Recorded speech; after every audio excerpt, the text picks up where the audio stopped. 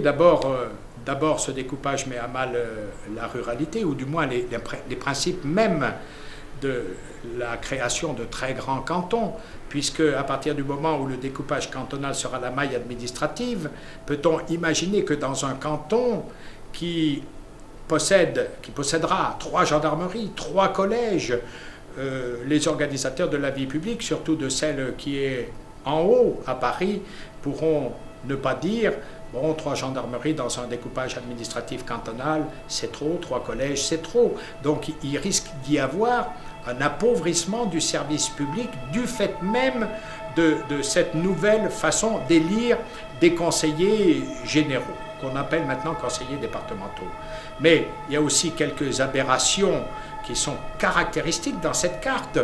Je remarque par exemple que l'agglomération Castelroussine est complètement explosée, puisque la commune de Saint-Maur rejoint le canton de Buzancais-Châtillon jusqu'à la limite de la Touraine. C'est-à-dire qu'on va du cœur de Châteauroux à la limite de la Touraine.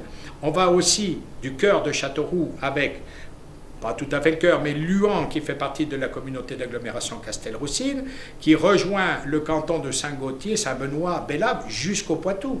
Et puis, une hérésie encore beaucoup plus caractéristique, c'est que les communes de Montgivray, Le Magny et Chassignol sont arrachées de la communauté de communes de La Châtre-Sainte-Sévère pour venir rejoindre le canton des Gurans et de Neuvy-Saint-Sépulcre. Mais comme on a enlevé ces communes de ce canton-là, on est obligé d'en rajouter d'autres au nord, qui sont la Champenoise, Neuvy-Pailloux.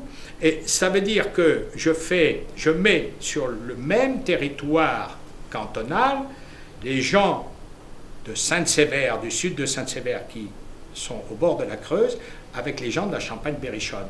Des gens qui n'ont pas l'habitude de travailler ensemble, qui n'ont pas du tout les mêmes problèmes et qui n'ont pas établi ces relations entre élus qui font les unités du territoire, les unités d'action pour le territoire, et même, oserais-je dire, une certaine unité de pensée qui s'est créée autour de ces limites, unité de pensée, quelles que soient les positions politiques des élus locaux. Ils avaient l'habitude de travailler ensemble, quels que soient leurs engagements politiques, qu'ils connaissaient fort bien et différemment, mais ils avaient une unité de pensée autour de l'appréciation de leur territoire et autour des solutions qu'il fallait apporter pour mettre à la disposition des citoyens toute la puissance du collectif. Alors, eh bien tout ça, ça tombe. Eh bien tout ça, c'est insupportable. C'est une injure à ces élus locaux, c'est une injure aussi à nos concitoyens de les balloter pour des considérations qui me paraissent de petites politiques misérables.